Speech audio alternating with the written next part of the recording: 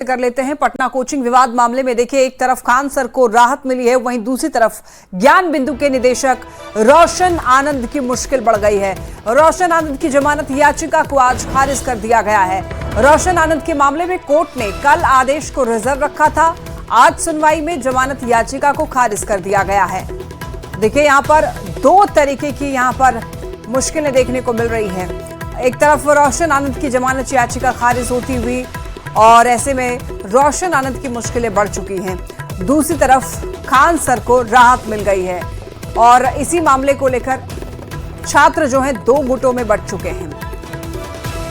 आज सुनवाई में जमानत याचिका को खारिज किया गया है। ज्यादा जानकारी दे रहे हैं न्यूज 18 संवाददाता धर्मेंद्र। कोचिंग विवाद में आज दो फैसले आए हैं। पटना सिविल कोर्ट से दो फैसले आए हैं। पहले फैसले में जहां खान सर को राहत मिली है, उनकी गिरफ्तारी पे रोक लगाई गई है, वहीं दूसरे फैसले की बात करें तो ज्ञान बिंदु के निदेशक रोशन आनंद की मुश्किल कम नहीं हुई है। उनकी जमानत याचिका को खारिज कर दिया गया है। ज्ञान बिंदु के निदेशक की गिरफ्तारी हुई थी, खान ग्लोबल इंस्टीट्यूट में तोड़फोड़ के मामले में गिरफ्तारी हुई थी। उनके और उनके साथ दो लोगों की गिरफ्तारी हुई थी। उसके 2-3 दिन के बाद खान सर पर आर्म्स एक्ट का मुकदमा हुआ था। अब जबकि खान सर की गिरफ्तारी पे रोक लग गई है, लेकिन ज्ञान बिंदु के निदेशक रोशन आनंद की मुश्किलें कम आज नहीं हो पाई हैं। उनकी जमानत याचिका को खारिज कर दिया गया और कहीं ना कहीं इस कोचिंग विवाद में रोशन आनंद की मुश्किल लगातार बढ़ती जा रही है। न्यूज 18 के लिए पटना से धर्मेंद्र कुमार। बंद एक विचाराधीन कैदी के इलाज के दौरान संदिग्ध हालत में मौत हुई और इस घटना के बाद परिजनों का गुस्सा फूट पड़ा है। आक्रोशित हैं परिजन और यहां पर जेल प्रशासन पर मारपीट का आरोप लगाया गया है परिजनों की तरफ से। शव के पोस्टमार्टम के लिए दरअसल सदर अस्पताल पहुंचते ही परिजनों ने जमकर हंगामा किया, जेल प्रशासन के खिलाफ नारेबाजी की। मृतक की पहचान भिरखी वार्ड संख्या 24 निवासी रंजन पासवान के 27 साल के बेटे दीपक कुमार के रूप में हुई है। परिजनों के अनुसार जेल प्रशासन की ओर से दीपक की तबीयत बिगड़ने की सूचना दी गई थी। सूचना मिलते ही परिवार के लोग जननायक कर्पूरी ठाकुर मेडिकल कॉलेज और अस्पताल पहुंचे, लेकिन वहां पर पहुंचने पर दीपक को मृत पाया गया। परिजनों का आरोप है कि दीपक की हालत बिगड़ने की जानकारी समय पर नहीं दी गई और मौत के बाद ही परिवार को सूचना दी गई है। हालांकि देखिए, जेल में मारपीट के आरोपों को आधिकारिक तौर पर पुष्टि नहीं हो सकी है। कोई कोर्ट से वहाँ हाजिर हुआ है। कल फोन आया रात में कि मतलब 10 बजे की मतलब इसका बेटा डेट कर गया। हम लोग गए मेडिकल कॉलेज, वहाँ पता चलता है देखते हैं डेट कर गया है। इसको रात में मारपीट किया गया है जेल में अंदर में। इससे पहले एक दिन पहले इसका माँ भेंट करके आया है जेल से। कल जो डेट किया उसका दीपक पासवान नाम था, उसको रात में जेलर उठा के ले गया अलग कमरा में। उसको बहुत मारा, इतना मारा कि मर्रू वही कर दिया था। झूठों से लेकर गया सदर अस्पताल से रेफर करके मेडिकल कॉलेज पचमा, वहाँ पे अंधेरा गुपचुप, वहाँ पे कोई जाने वाला नहीं, दवाई सुइया का टकाना कुछ नहीं। वहाँ पे वो रातें डेट कर गया। हम लोग को 8 बजे सुबह में फोन करके बोल रहा है कि सीरियस है दीपक पासवान। हम लोग गए, ना ही मिलने दिया ना ही कुछ किया, खाली बोलता था सीरियस है। इन्हें भी ना बोलता था कि डेट कर गया खाली। और बड़ी खबर सहरसा से, जिला शिक्षा पदाधिकारी कार्यालय परिसर स्थित शिक्षा भवन की दूसरी मंजिल पर अचानक यहां पर आग लगने की खबर मिली। आग की चपेट में आने से मीटिंग हॉल में रखे कंप्यूटर, एलईडी स्क्रीन, टेबल, कुर्सियां और वहां पर रखे हुए बाकी फर्नीचर भी जलकर खाक हो गए। लाखों रुपए की संपत्ति का नुकसान है और आग लगने की जो वजह है वो शॉर्ट सर्किट बताई जा रही है। करीब 1 घंटे की कड़ी मशक्कत के बाद आग पर काबू पाया गया है। किसी महत्वपूर्ण सरकारी फाइल के जलने की सूचना नहीं मिली है। सूचना मिली कि जिला शिक्षा पदाधिकारी कार्यालय में आग लगने की, लेकिन यहाँ आए तो जिला शिक्षा पदाधिकारी का सभा कक्ष है, जो कि आग में टेबल, कुर्सी, टीवी, कंप्यूटर यही सब क्षति हुआ। तो जैसे एक टीवी है मेरा, एलसीडी स्क्रीन बड़ा 55 इंच का, एग्जीक्यूटिव चेयर है, टेबल है, मेरा साउंड सिस्टम है, एसी है और जो सभा कक्ष में बहुत सारे चेयर सब जिस पे सभा के लिए लगाए हुए हैं वो सब है। कार्यालय से सूचना मिला शिक्षा विभाग कंट्रोल रूम में आग लग गया, तो 112 कॉल किया। हम लोग फिर अग्निशामक कॉल किए, पुनः हम लोग फिर वहाँ पीओ पर पहुँचे। यही हम देखते हुए मुजफ्फरपुर से खबर है, जहां पारू थाना क्षेत्र में एक आरोपी को गिरफ्तार करने गई पुलिस टीम पर असामाजिक तत्वों ने हमला कर दिया। हमले में 5 पुलिसकर्मियों के घायल होने की खबर है। पुलिस वाहन को भी क्षतिग्रस्त कर दिया गया है। हमले के बाद पुलिस ने तुरंत कार्रवाई करते हुए 5 लोगों को गिरफ्तार किया है। और ज्यादा जानकारी दे रहे हैं न्यूज 18 संवाददाता प्रियांक सौरभ। मुजफ्फरपुर में एक बार फिर से पुलिस की टीम पर हमला हुआ है। पुलिस की टीम जब एक आरोपी को गिरफ्तार करने पहुंची थी, इसी दौरान असामाजिक तत्वों ने हमला कर दिया, जिसमें 5 पुलिसकर्मी जख्मी हो गए। वहीं पुलिस की गाड़ी भी क्षतिग्रस्त कर दी गई है। घटना पारू थाना क्षेत्र का है, जहां पर एक आरोपी, अलग अलग कांड के जो आरोपी अजय राय है, उसकी गिरफ्तारी के लिए पुलिस पहुंची थी, छापेमारी करने के लिए पुलिस पहुंची थी। तभी असामाजिक तत्वों ने पुलिस टीम पर हमला कर दिया है। ईंट पत्थर फेंके गए, जिसमें 5 पुलिसकर्मी जख्मी हो गए। हालांकि इसको लेकर अब पुलिस ने त्वरित कार्रवाई करते हुए असामाजिक तत्व जिसने हमला किया था, उसमें से 5 लोगों को हिरासत में लिया है। तो आपको बता दें कि यह घटना जो है पारू थाना क्षेत्र की है, जहां पर जो आरोपी अजय राय है, जिस पर कांड संख्या 154/26 और 292/26 है पारू थाना में, उसके यह आरोपी है। और इसको लेकर जो है पुलिस छापेमारी करने पहुंची थी, लेकिन असामाजिक तत्वों ने पुलिस टीम पर ही हमला कर दिया था। हालांकि इसको लेकर 5 लोगों को फिलहाल हिरासत में लेकर पूछताछ की जा रही है। वहीं अन्य को गिरफ्तार करने के लिए तलाशी भी जारी है और छापेमारी की जा रही है। तो जिस तरीके से पुलिस टीम पर हमला हुआ है, तो एक बार फिर से बड़ा सवाल उठ रहा है कि आखिर बार बार पुलिस टीम पर हमला क्यों हो जा रहा है। अक्सर पुलिस जब छापेमारी करने जाती है, आरोपी को पकड़ने जाती है, तो फिर ऐसे असामाजिक तत्व पुलिस पर हमलावर क्यों हो जाते हैं। हालांकि इस मामले को लेकर पुलिस ने जांच भी, जो वरीय अधिकारी है उन्होंने जांच भी शुरू कर दी है। लेकिन बड़ा मामला जो है वह पारू थाना क्षेत्र का है, जहां पर एक आरोपी को पुलिस की टीम पकड़ने गई, छापेमारी करने गई, लेकिन उसी दौरान असामाजिक तत्वों ने हमला कर दिया। 5 पुलिस के जवान जख्मी हुए, जिनका इलाज जो है प्राथमिक स्तर पर कराया गया है। उसके बाद जो है वो जो एक पुलिस की गाड़ी भी, अलग अलग गाड़ियों को भी क्षतिग्रस्त किया गया है। हालांकि अब इस पूरे मामले में कार्रवाई करते हुए पुलिस ने कई लोगों को उठाया है, उनसे पूछताछ भी जारी है। मुजफ्फरपुर से न्यूज 18 के लिए प्रियांक सौरभ। खबर सुपौल से, जहां कोसी नदी में सुबह एक बड़ा नाव हादसा हो गया। बनेनिया घाट से लगभग 24 से ज्यादा ग्रामीण नाव पर सवार होकर नदी पार स्थित पलार क्षेत्र में जा रहे थे मूंग तोड़ने के लिए। जौरानी नदी के बीच पहुंचते ही नाव अचानक असंतुलित होकर पलट गई। हादसे के बाद मौके पर अफरा तफरी मच गई। कई लोग नदी में डूबने लग गए और वहां पर जो मौजूद थे प्रत्यक्षदर्शियों के मुताबिक नाव पर उसकी क्षमता से ज्यादा लोग सवार थे, जिसके कारण संतुलन बिगड़ा। स्थानीय ग्रामीणों के तुरंत साहस का परिचय देते हुए उन्होंने राहत और बचाव कार्य शुरू किया। नदी में फंसे हुए लोगों को बाहर निकालने का प्रयास किया गया। ग्रामीणों की मदद से 4 से 5 लोगों को सुरक्षित बचाया गया, जबकि अब तक ये स्पष्ट नहीं हो पाया है कि बाकी के जो लोग लापता हैं या फिर बाहर निकल गए हैं। घटना की सूचना मिलते ही प्रशासन हरकत में आया है। अंचलाधिकारी बपटियाही थाना पुलिस और अन्य अधिकारियों के नेतृत्व में रेस्क्यू ऑपरेशन चलाया जा रहा है। घायलों को सरायगढ़ सामुदायिक स्वास्थ्य केंद्र में भर्ती कराया गया है। प्रशासन लापता लोगों की तलाश में भी जुटा है और हादसे के कारणों की जांच की जा रही है। 20-25 आदमी रहे, वो साइड में जाकर डिक्का में जाकर नाव लागले। नाव लागे के बाद ओतऽ कूदका लगले। कूदकइये में नाव ओतऽ साइडे में नाव पे कितने लोग? 20-25 आदमी तो सब, हम मेरे ख्याल से 100 भी करेंगे। उसमें बच्चे भी शामिल थे? हाँ, बच्चे भी थे। खबर बेतिया से, जहां मझौलिया के लालसराय स्थित धनौती नदी पर बना करीब 35 वर्ष पुराना पुल अचानक से ध्वस्त हो गया है, जिससे 6 से भी ज्यादा पंचायतों का संपर्क टूट गया है। पुल का लगभग 10 फीट हिस्सा नदी में समा जाने के कारण पूर्वी चंपारण जाने वाला प्रमुख मार्ग पूरी तरीके से बाधित हो गया है। पुल ध्वस्त होने के बाद क्षेत्र के लोगों को आने जाने में भारी कठिनाइयों का सामना करना पड़ रहा है।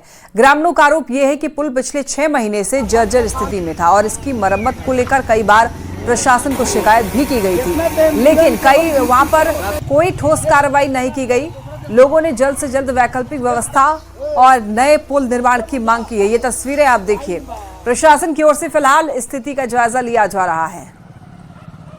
मोटरेबल का काम कराया जाएगा। ये बहुत पुरानी पुल है, धनौती नदी पे पुल बनी हुई है। लालसरिया पंचायत पड़ता है ये, और मतलब 25-35-40 वर्ष, ग्रामीण द्वारा पूछा गया 35-40 वर्ष पुरानी पुल है। यहाँ पे हम लोग अपने विभाग द्वारा सावधान कॉशन बोर्ड लगा दिया गया, बैरिकेटिंग करा दिया गया, गाड़ी का आना जाना सब बंद है। थोड़ी देर में हम लोग इसको मोटरेबल काम करा देंगे। आपके विभाग का पुल नहीं आता है? जी, हम लोग के विभाग का पुल नहीं है, बहुत पुराना, मतलब 35, यहाँ के कोई बता रहा है 60 वर्ष है, कोई हम लोग के जन्म का पहले अलग अलग बता रहा है लोग, लेकिन अब पब्लिक को आने जाने में दिक्कत हो रहा है। हम लोग के विभाग का ये रोड है तो उसके लिए प्रॉब्लम है, तो उसको तो सॉल्व करना ही है ना। मोतिहारी से इस वक्त की बड़ी खबर, जहां बेखौफ चोरों ने मंदिर को निशाना बनाया है। शहर के प्रसिद्ध और ऐतिहासिक दिव्य धाम दुर्गा मंदिर में चोरी की बड़ी वारदात को अंजाम दिया गया है। मंदिर का ताला तोड़कर मां दुर्गा, मां सरस्वती समेत कई देवी देवताओं की चांदी के मुकुट और छतरी की चोरी कर ली गई है। यह घटना बेलीसराय स्थित ऐतिहासिक दिव्य धाम दुर्गा मंदिर की है और यहां पर देर रात अज्ञात चोर मंदिर परिसर में घुसते हैं, मुख्य द्वार का ताला तोड़कर और इसके बाद मंदिर में रखे हुए आधा दर्जन से भी ज्यादा चांदी के मुकुट, छतरी और बाकी के जितने भी वहां पर जेवर थे वो उस पर हाथ साफ करके फरार हो गए हैं। पुलिस मामले की जांच में जुटी है। कब आया, कौन चोर चुरा कर ले गया, हम तो नहीं जानते हैं कब चुराया। क्या क्या चोरी हुआ? मुकुट और छतरी। अच्छा, कहाँ का मंदिर है, क्या है? दिव्य धाम बेलीसराय मंदिर है। मुजफ्फरपुर अग्निकांड के बाद देखिए बिहार अग्निशमन विभाग पूरी तरीके से अलर्ट मोड पर है, एक्टिव है और इसी कड़ी में गया जी के अस्पतालों और होटलों में भी फायर सेफ्टी को लेकर एक विशेष जांच अभियान चलाया गया है, जिससे कि गंभीर खामियां देखने को मिली हैं कई होटलों में। यहाँ पर जिला अग्निशमन पदाधिकारी अमन कुमार सिंह का ये कहना है कि अब तक 73 अस्पतालों और 86 होटलों का फायर ऑडिट किया जा चुका है। इनमें से सुरक्षा मानकों की अनदेखी करने वाले 42 संस्थानों को नोटिस भी जारी करके और तय समय के भीतर सभी कमियां सुधारने और फायर एनओसी लेने का निर्देश दिया गया है। गया जिला में स्पेशल ड्राइव चलाई जा रही है पिछले 4 दिनों से और इस ड्राइव के अंतर्गत अभी तक हम लोगों ने 73 हॉस्पिटल्स का और 86 होटल्स का कुल 159 इंस्टीट्यूशंस का हम लोगों ने फायर ऑडिट किया है और इसमें पाया गया है कि आउट ऑफ 73 हॉस्पिटल्स 6 हॉस्पिटल हैं वो फायर मिनिमम फायर रिक्वायरमेंट्स जो होना चाहिए एक हॉस्पिटल में उनके कंस्ट्रक्शन एरिया के हिसाब से वो फुलफिल नहीं कर रहे हैं और out of 86 hotels 36 hotels minimum fire requirements को फुलफिल नहीं कर रहे हैं, यानी ऐसे 42 हॉस्पिटल्स और होटल्स को चिन्हित किया गया है जहां पर मिनिमम फायर अरेंजमेंट्स नहीं किए गए हैं।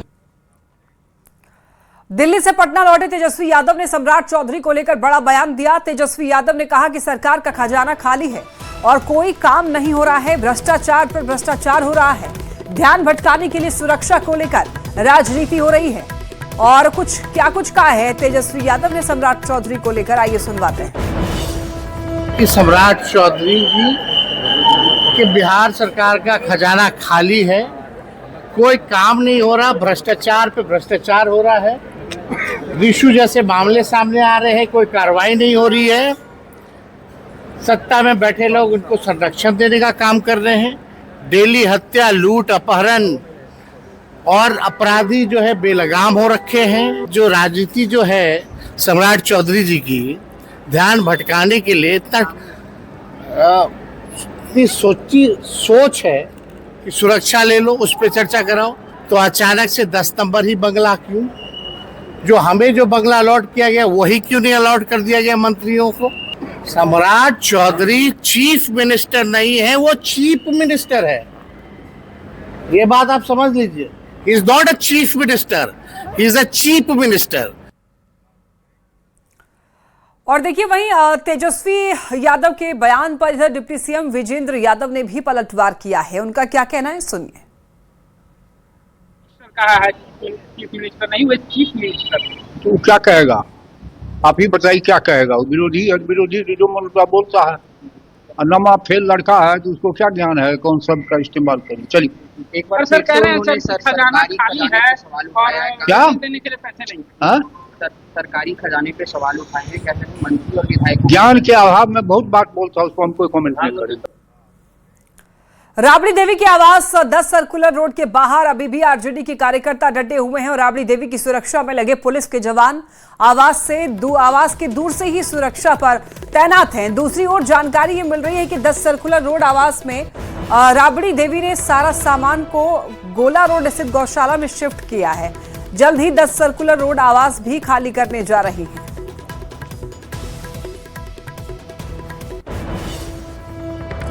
सुरक्षा में कटौती के बाद लालू परिवार ने सुरक्षा लेने से इनकार कर दिया है और इसके बाद सरकार की ओर से तैनात किए गए सभी सुरक्षाकर्मी 10 सर्कुलर रोड यानी कि मकान के दूसरे हिस्से में सड़क के किनारे यहां पर जो कड़ी धूप में वक्त काट रहे हैं।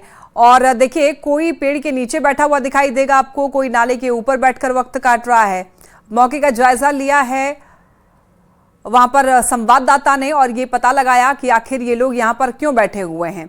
ये देखिए, यहाँ पर आराम करते हुए लालू परिवार की सुरक्षा में लगे हुए जो पुलिसकर्मी थे वो अब पेड़ के छांव के नीचे अपना समय काट रहे हैं।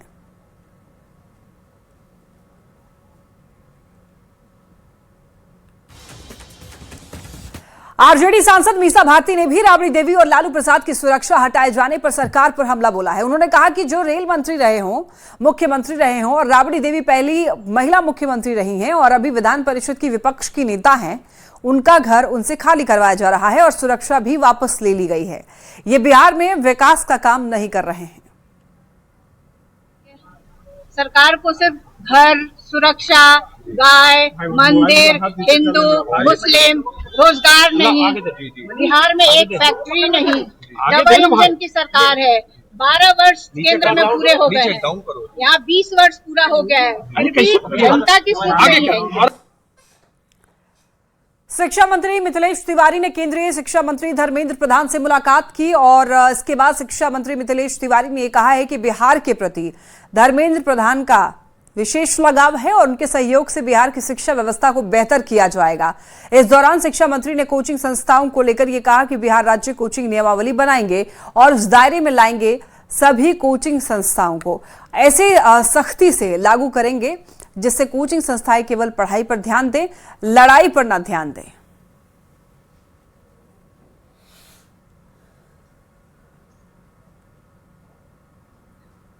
वो तमाम बातें आज हमने उनके समक्ष रखी हैं और उन्होंने अपने विभागीय अधिकारियों को बैठा कर ये निर्देशित किया है कि कुछ दिनों के अंदर यहाँ से सभी अधिकारी पटना जाएंगे और जा करके वहाँ शिक्षा विभाग के अधिकारियों से मिल करके बैठ करके और शिक्षा विभाग में क्या करना आवश्यक है। जिस आरजेडी में देखिए, एमएलसी चुनाव के नामांकन के बाद उठे विरोध के सुर के बीच अब शिवचंद्र राम ने पार्टी के सभी पदों से इस्तीफा दे दिया था। अब पार्टी की तरफ से मान मनोवल किया जा रहा है। पार्टी ने उनका इस्तीफा नामंजूर कर दिया है। आज आरजेडी विधायक कुमार सर्वजीत ने अस्पताल में उनसे मुलाकात की और ये कहा कि शिवचंद्र राम पार्टी में थे और अपने पद पर बने रहेंगे।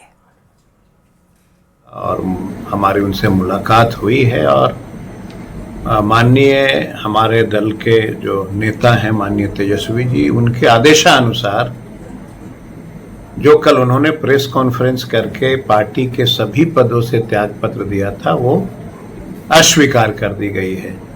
उनकी कोई भी जो त्यागपत्र था उसमें हम लोगों ने हमारी पार्टी ने, हमारे नेता ने एक्सेप्ट नहीं किया और थोड़ी बहुत परिवार में नाराजगी होती है क्योंकि एक सीट है और पार्टी का निर्णय सभी लोगों को सर्वोपरि मानना चाहिए। पार्टी का निर्णय हुआ है और मुझे पूरी उम्मीद है कि वो मानेंगे।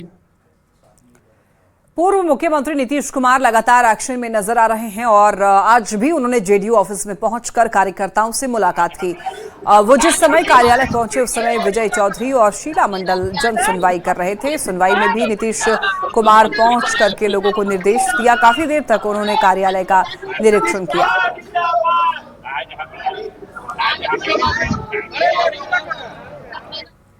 बिहार विधान परिषद चुनाव के लिए सभी 10 उम्मीदवारों के नामांकन पेपर का आज स्क्रूटनी किया गया। इस दौरान एनडीए के कई उम्मीदवार और विपक्ष उम्मीदवार सुनील सिंह वहां पर मौजूद रहे। आपको बताते चलें, उम्मीदवारों के स्क्रूटनी पर बिहार सरकार के मंत्री श्रवण कुमार ने यह कहा है कि सभी उम्मीदवारों का नामांकन पत्र वैध पाया गया है।